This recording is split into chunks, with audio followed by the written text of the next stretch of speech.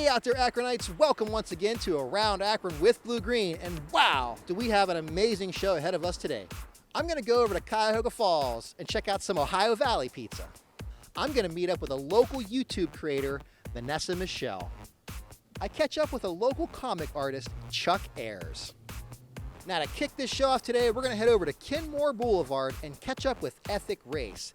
They're an entire clothing company located right on Kenmore Boulevard. Let's go see what Ethicrace is all about.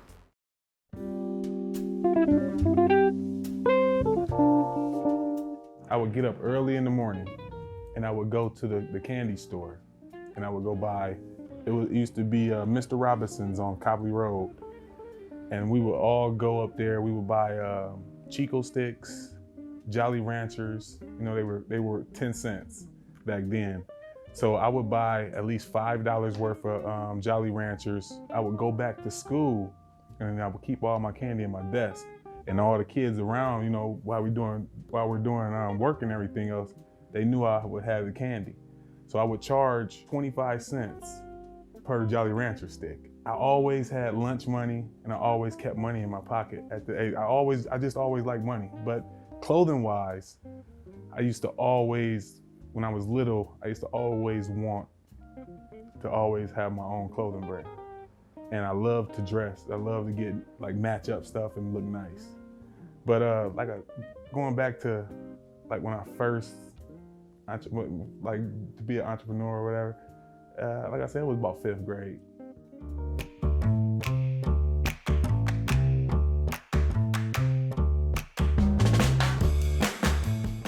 From just starting from a piece of paper, it's really like when they say it starts from a thought. And once you bring it from a thought to you speak it, and then once you speak it, you put it on paper, and once you put it on paper, it comes reality. And I never thought that I always wanted my flagship, I wanted a flagship store or just to put my stuff in the store. And another reason why I really did start my store, because you know, you get tired of, like I done went around to so many places and trying to get my clothing into this store, and this store. And I said, you know what, I'm gonna open up my own store. That way I ain't gotta worry about putting it in other places, but I still want to, but you can come here now. You ain't gotta, I have an online store too, but I'm like, you can come, when you come to Akron, Ethicrace, which one day will be a multi-million-dollar company. But when they come to Akron, people that comes from out of town, they'll always be able to come to, Ethicrace and be like, well, this was from the city of Akron, you know, like LeBron. LeBron comes from here. The city, Terrence Bailey, we come from here, you know? So I'm like, Ethicrace.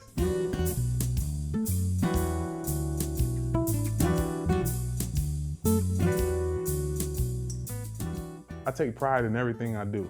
I've always been like that. You know, what I would wear is what I want you to wear. I don't want to give you something and then like my reputation, my name is on this. I want you to come in here and feel like when you come into my store, you smell it. That's the first thing you're gonna do, is you're gonna smell it. You're gonna be like, it smells clean. Then you start to look around, you're like, well, it's nice. So if your presentation is nice, then the quality must be nice too. You wanna make people comfortable, you know, and that's just like with music, you know. Like I love jazz, and I know jazz is soothing. So, you know, when people come in or whatever, they'll be playing, you're playing it, it relaxes the mind. You know what I'm saying? When you're looking at stuff, okay, all right, go to this. It'll make you buy something, you know what I'm saying? Because you're relaxed. And then, like I said, the smell, everything plays a part. You know what I'm saying? Everything has to come together.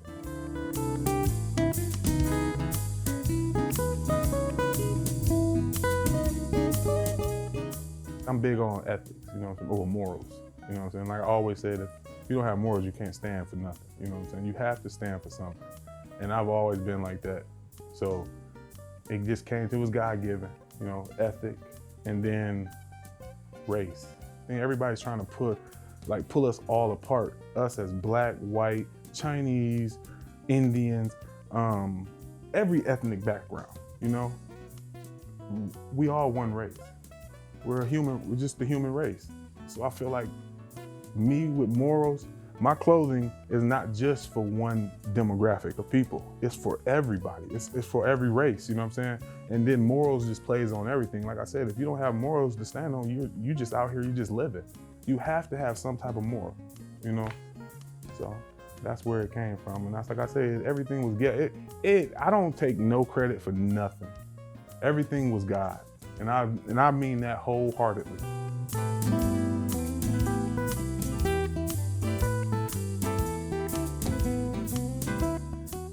Do it. Go do it. Don't hold back. You know, like I say, all it takes is just that little bit of effort. You know, I mean, if you think that you can do it, then do it. Because sometimes you'll like people will want to do something, and they'll talk themselves out of something because they'll be like, nah, I don't think I can do it. You know what I'm saying? But you really can. And as a kid, when they say the future is our kids, I get it now. I was like, when you was younger, you'd be like, man, what do they mean by that? The future is the kids. You know, they're going to make the difference in the world. It only takes one kid. But back to what you were saying about, you know, telling a little kid, go out there and try. You know, don't give up. If you feel like you want to do something, do it. You know, like I said, put it on paper. You know, bring it to life, and then go ahead and just do it. Take a chance, because if you don't do it, you'll always wish that you did.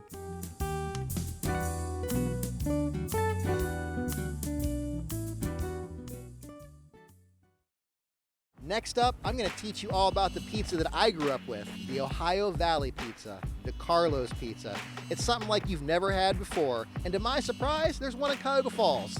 Let's go see what DiCarlo's pizza is all about. I have a lot of people that walk in that just can't believe it. They're like, is this a real DiCarlo's? And I'm like, yeah.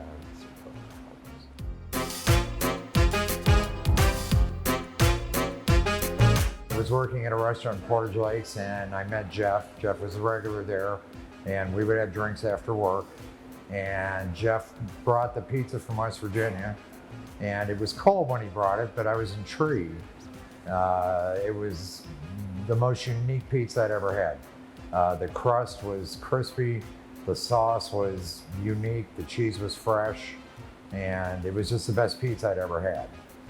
And then Jeff tells me that he's thinking about starting a franchise with this pizza. And I was like, okay, that sounds interesting. And he had talked to the DiCarlos, and at first they weren't too excited about opening a franchise, but then Jeff had met with them and they liked Jeff, and you know, they said they'd take a chance on him opening a franchise. And you know, Jeff needed somebody to manage it, and he was considering people to maybe manage it for him, and I was one of those people he was considering. And I said I'd be honored, and you know, here I am.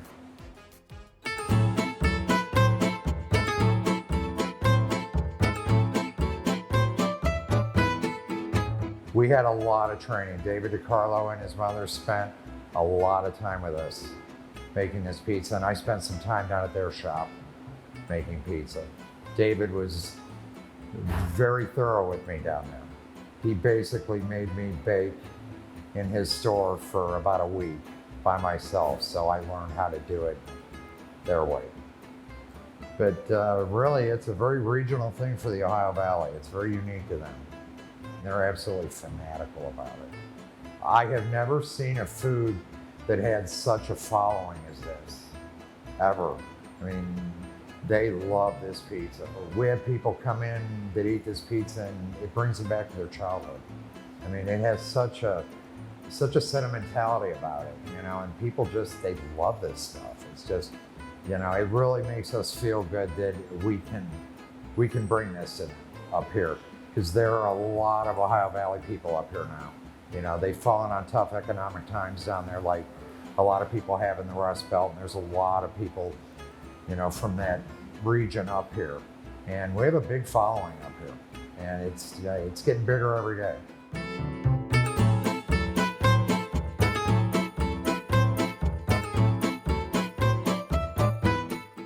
We start with a bowl of water. I mean, you know, in the morning I start from scratch. Water, salt, yeast, flour. Turn on the Green Monster, which is my giant mixing machine, for 15 minutes. When she's done making the dough, I have a giant ball of dough.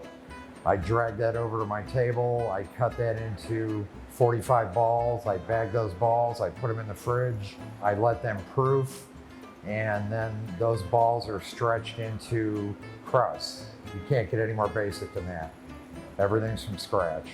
The most basic sauce you could ever want. It's made with the finest tomatoes in the world. They come out of the Napa Valley region of California. Simply tomatoes, oil, and spices. That's it, nothing else. We don't even own a freezer. We don't know what a freezer looks like. Everything here is fresh, everything. Sauce, crust, toppings, everything.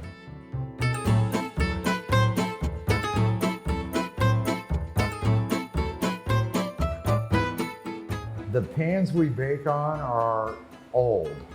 These pans are at least 20, 30, 40 years old. They're like an old iron skillet, they're seasoned. And the fact that we don't put cheese on it, it doesn't insulate the crust from getting baked. So it allows that crust to get crispy on the bottom, yet it's still soft on top.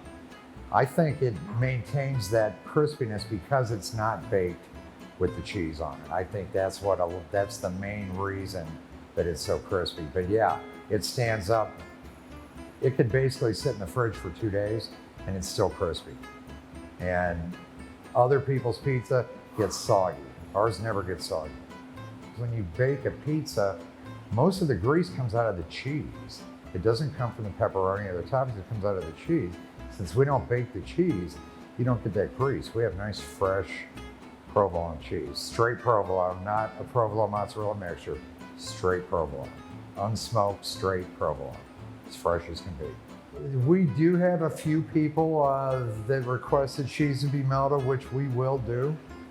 You know, we're not crazy about melting it for them, but we will melt it for them, it's fine. The pizza tastes wonderful melted. You know, it's fine. We'll melt it for them, it's okay.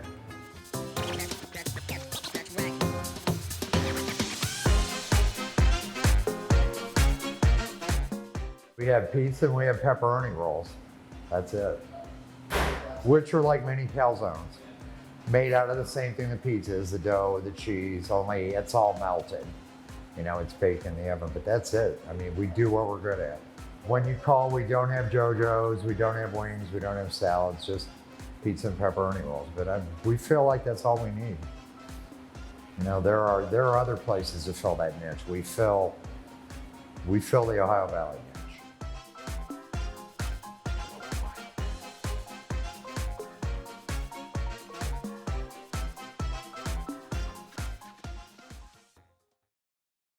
Next up, I'm going to meet up with a local YouTuber that has an amazing channel called Creating Impact with Vanessa Michelle.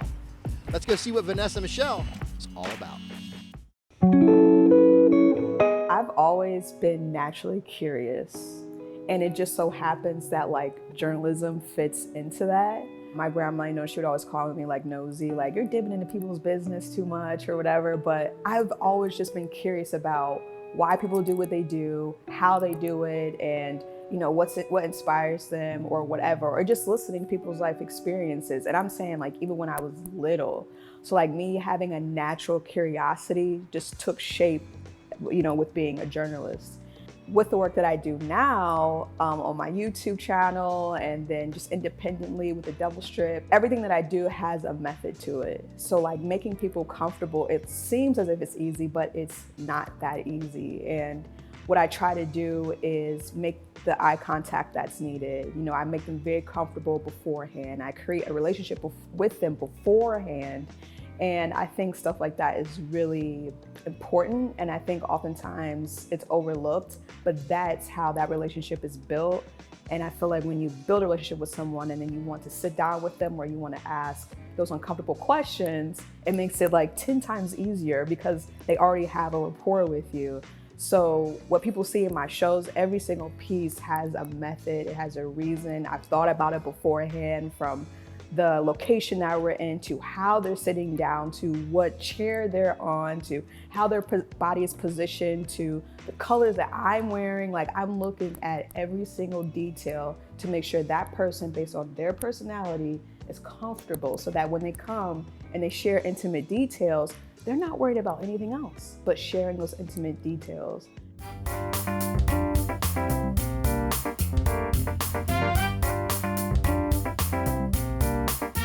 With my YouTube show, I typically have someone coming on board with me to help me, a video guy, photographer, videographer, and then I edit. So I'm always the one editing. That process is very detail oriented, and it is so challenging.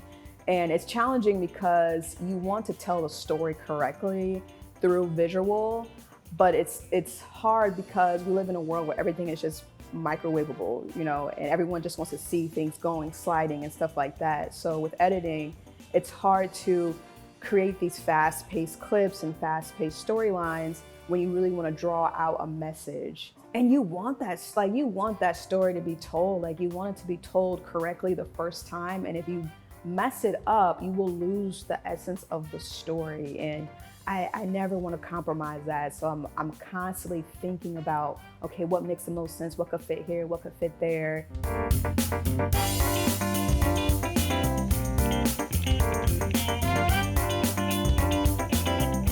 Along with journalism, I also host events, and I have such a ball with that.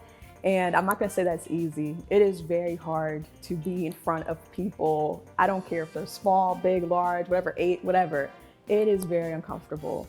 What I enjoy is just being able to facilitate any event. And I love the idea of being able to, like, meet different people and, you know, learn about what they do and why they do it. I've done pitch competitions to poetry nights and, you know, live events on YouTube. Like, I've done so much with hosting, and there's so much I still want to do. And that experience has taught me, and I'm sure other people who are event hosts, has taught all of us really, like, about the idea of how to communicate, being concise with information and making connections with people.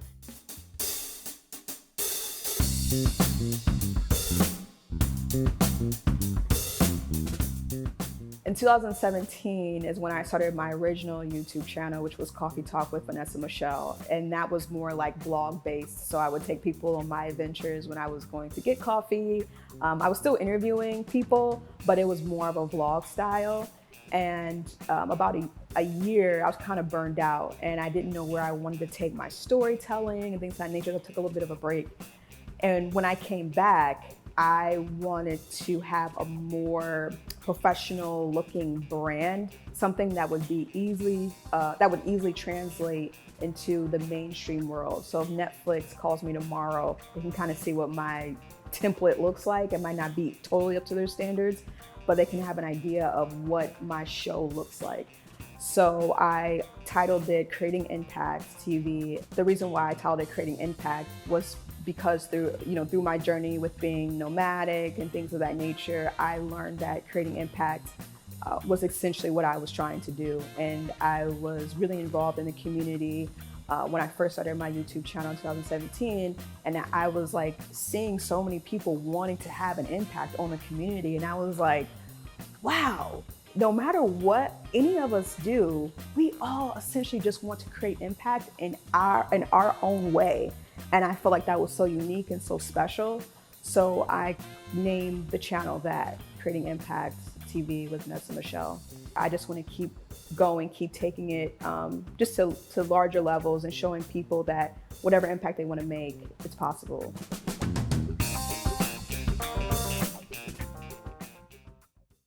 Now, to wrap this show up today, I don't know if you've ever heard of Crankshaft or Funky Winkerbean. You know the guy that did a lot of that artwork's right here in Akron? Let's go meet Chuck Ayers and learn what he's all about.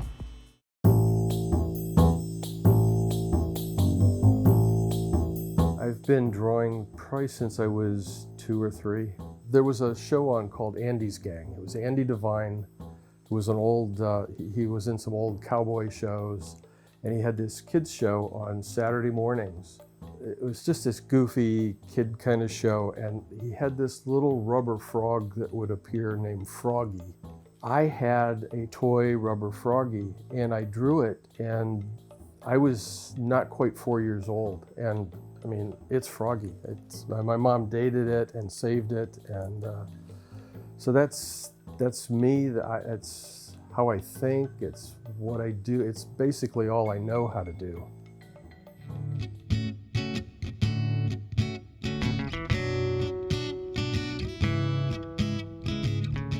You have to imagine, Howard was a school, there was, I don't know, maybe 500 people in the whole school.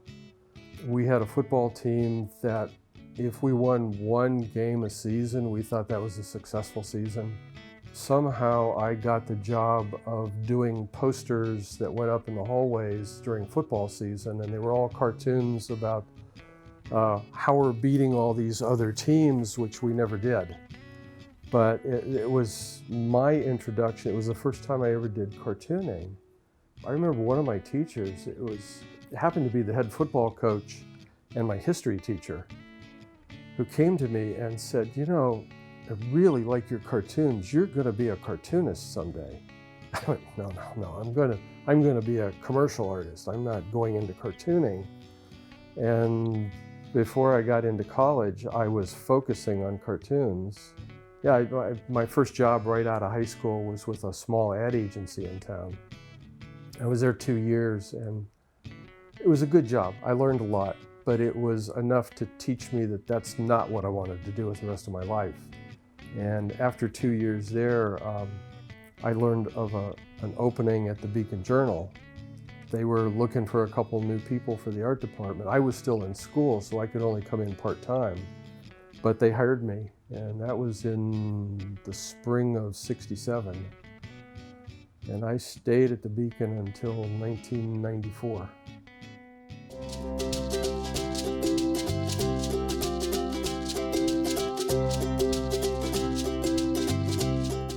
I did political cartooning for 14 years. I left the political cartoon side in the editorial page and just went back into the regular art department as a staff artist. With a lot of changes going on at the paper and everything, I was contacted by an old classmate from Kent State, Tom Baddock. Tom had already been working on the comic strip Funky Winkerbean. And he had introduced a character that was a crabby old bus driver named Crankshaft. And that character was getting a lot of good reviews. And people were talking to him saying, this might be a good spin-off comic strip. He was already doing Funky. He was already doing a strip that only lasted another couple years after that called John Darling. He knew that John Darling was on the way out, and he was looking for another spin-off and wanted to do something with Crankshaft. He was talking to a mutual friend of ours who said, Chuck's gone through some changes at the Beacon, he might be up for something like that. Tom contacted me. We sat and talked, and we said, yeah, let's see where this goes. And so I worked on Crankshaft from 1987 until I left Crankshaft in 2016. And in '94, I started working on Funky Winkerbean with him as well, and I'm still working on Funky. But I stopped doing Crankshaft about 5 years ago.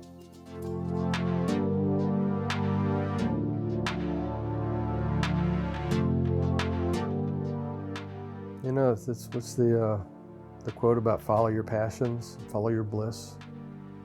You know, had I been in a different situation, had I been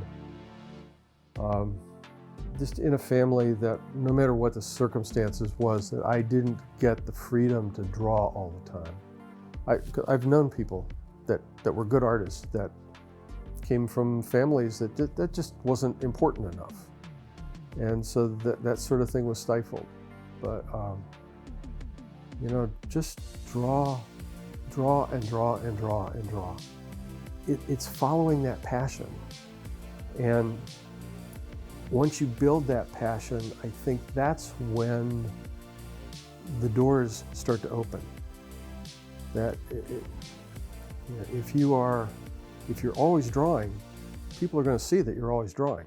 And my philosophy always was that the success in art or in most things is a passion and a talent and a lot of luck. It's just being around the right people. I was lucky, but part of my luck came from the fact that when the only thing anybody ever saw me doing was drawing, and that's the only thing they knew me for was drawing, that somebody somewhere along the line might say, "Hey, you want a job?" You know. But you never know where people are going to see your work. The biggest part is if you've got that passion, just feed that passion. Do everything you can to just keep it going. Don't lose the passion.